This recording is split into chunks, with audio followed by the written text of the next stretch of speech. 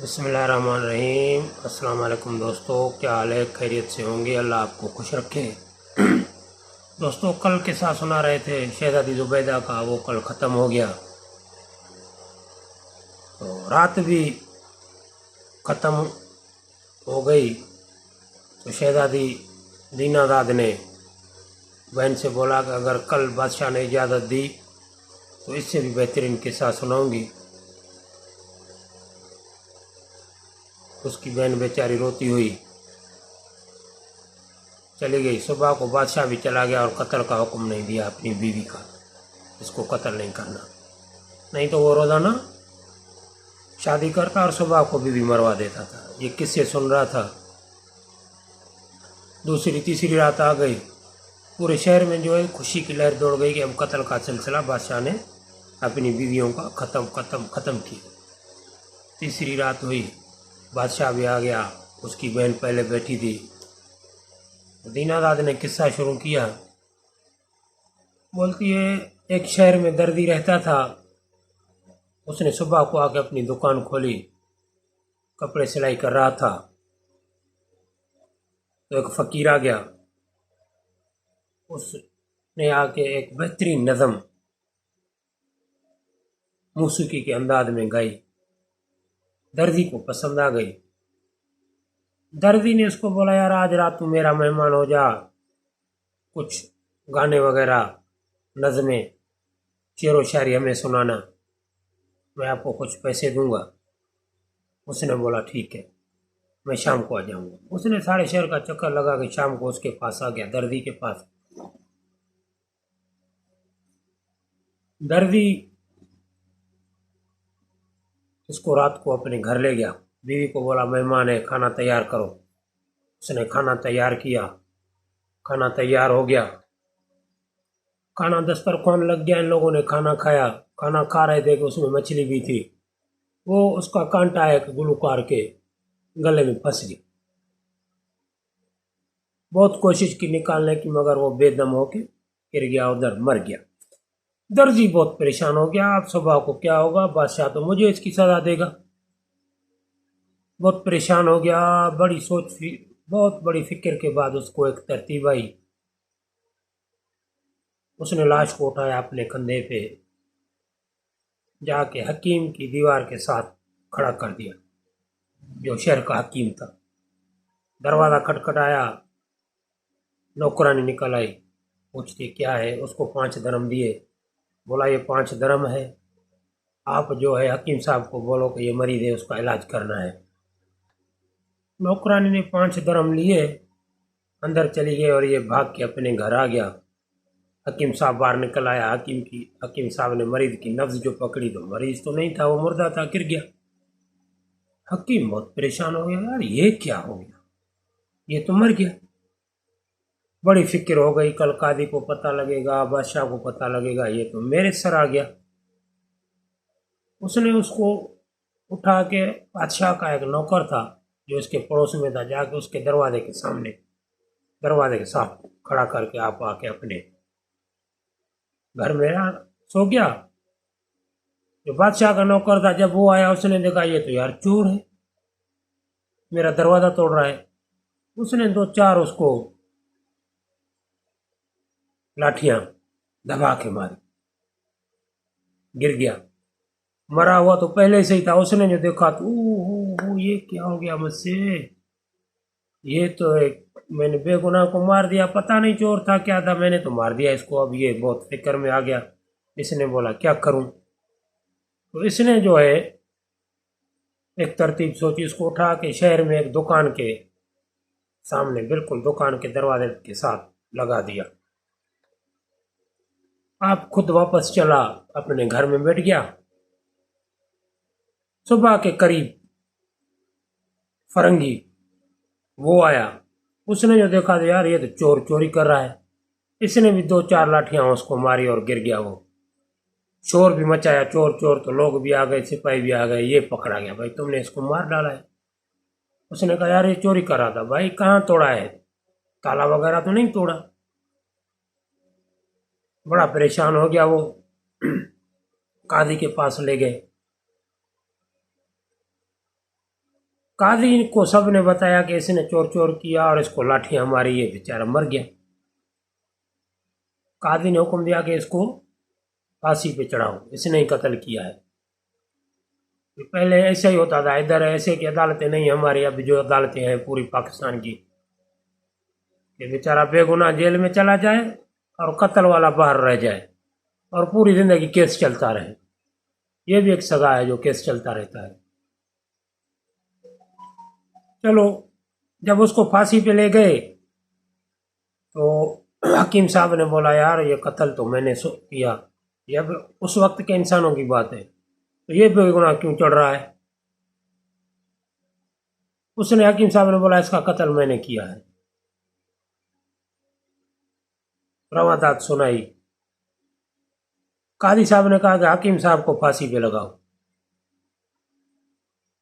تو بادشاہ کے نوکر نے سوچا یار قتل تو میں نے کیا ہے، حکیم صاحب نے تو نہیں کیا، یہ تو بے گناہ ہے بیچارہ۔ وہ بادشاہ کا نوکر آ گیا، اس نے بولا یہ قتل میں نے کیا ہے، حکیم صاحب نے نہیں کیا۔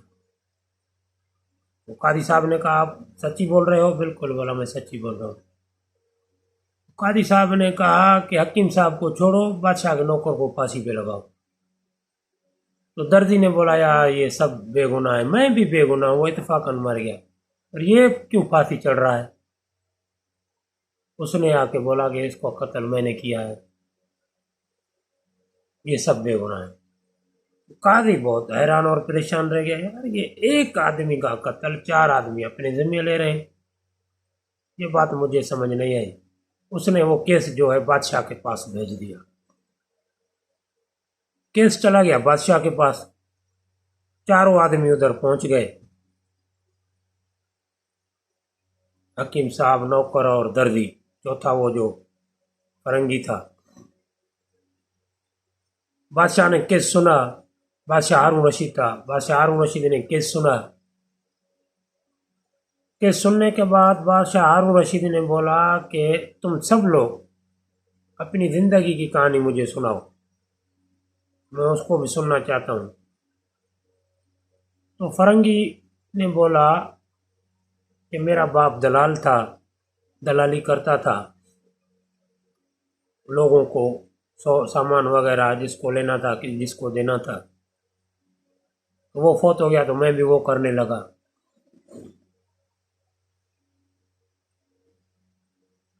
ایک دن نوجوان آیا جو لے کے، بولتا یہ جو ہے بیچنے ہیں، دیکھو۔ وہ میں نے دیکھے، فلاں سرا میں ٹھہرا ہوں۔ میں نے کہا ٹھیک ہے۔ میں نے اسے ریٹ طے کر دیا اپنا بھی اور جو کا بھی پوچھ لیا۔ میں کچھ بیپاری اس کے پاس لے گیا، بیپاریوں کو دکھائی تو انہوں نے خرید لی، اچھے تھے، خرید لیے۔ میرا حصہ بن گیا، وہ 1,00,000 درہم میں سودا ہو گیا۔ اس نوجوان نے میرا جو دلالی بنا وہ بھی دیا اور پورا 1,00,000 درہم بھی میرے پاس امانت رکھ کے خود چلا گیا۔ 2-3 مہینے کے بعد آ کے مجھ سے ملا، تو میں نے اسے بولا یار یہ تم اپنے پیسے لے لو۔ بولتا ہے رکھو، پھر کبھی لے لوں گا۔ پھر 1 سال میرے پاس نہیں آیا۔ 1 سال کے بعد میں نے دیکھا بہترین گھوڑے پہ آ رہا تھا، بہترین جوڑا پہنا ہوا تھا۔ میں نے اس کو پکڑ لیا، یار تم اپنی امانت لے لو۔ تو اس کا ایک ہاتھ کٹا ہوا تھا۔ میں نے اسے پوچھا یہ تمہارا ہاتھ کیوں کٹا ہے؟ اس نے بولا میں ادھر سے مصر چلا گیا بیپار کے خاطر، بازار میں نے بہت ہی ایک خوبصورت لڑکی دیکھی، مجھے بہت پسند آ گئی۔ میں نے ادھر جو کاروبار کیا وہ کپڑے کا تھا، پورے دکانوں پہ میں نے وہ بیچ دیا۔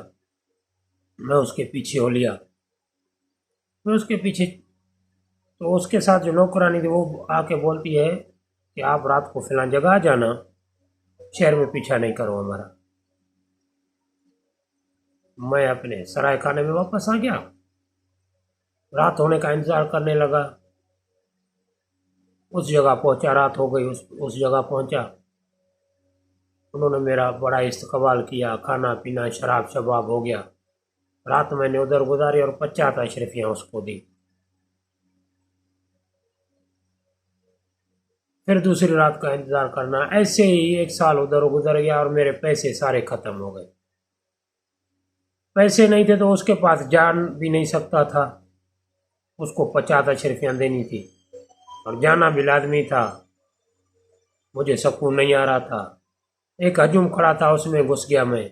एक आदमी की जेब में मैंने हाथ डाला जेब काटने के लिए। मैं पकड़ा गया। मेरा ये काम तो नहीं था। मुझे कादी के यहाँ पेश किया। मैंने कहा हाँ, मैंने इसकी जेब काट ली। उसने मेरा हाथ कटवा दिया। जब मेरा हाथ कट गया, मेरी पट्टी वगैरह बांधी गई, रात हो गई। मैं उसके पास पहुंचा, उसने मेरा हाथ कटा देखा तो पूछा ये कैसे हुआ। मैंने उसको सारी बात बताई। उसने कहा तुमने मेरे लिए हाथ कटवा दिया। मैंने कहा हाँ। उसी टाइम उसने कहा मैं आपको कभी जिंदगी नहीं छोड़ूंगी, मैं आपकी खिदमत करूंगी। उसकी मोहब्बत पहले भी थी और बेहतरीन हो गई। उसने कादी को बुलवा के अपने साथ निकाह पढ़वा लिया। मेरा निकाह हो गया और सारी अशरफियाँ आके मेरे पास रखी। और भी बड़ा खजाना था, वो भी मेरे सामने रखा गया, ये सब तुम्हारा है, मैं भी तुम्हारी। मैं उसके साथ हंसी खुशी रहने लगा। कुछ दिनों के बाद वो बीमार हो गई, मर गई। बड़ा सदमा हुआ मुझे, बड़ी परेशानी हुई। कई दिन तो मैंने खाना पीना नहीं खाया, कपड़े नहीं पहने।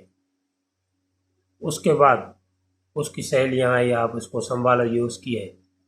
और मैं सारा उधर से बेच के इधर पहुंचा हूँ, अभी 2 दिन नहीं हुए। तो उसने कहा, फरंगी ने बादशाह को, तो मेरी ये कहानी है। तो बादशाह ने कहा तुम्हारी कहानी अच्छी है पर खास नहीं है। तो दर्जी ने बोला कि एक मेरी भी कहानी है। बादशाह ने कहा बोलो। तो दोस्तों वीडियो लंबी हो गई है। दर्दी की कहानी इंशाल्लाह कल। आप मेरा चैनल यूट्यूब सब्सक्राइब कर दें।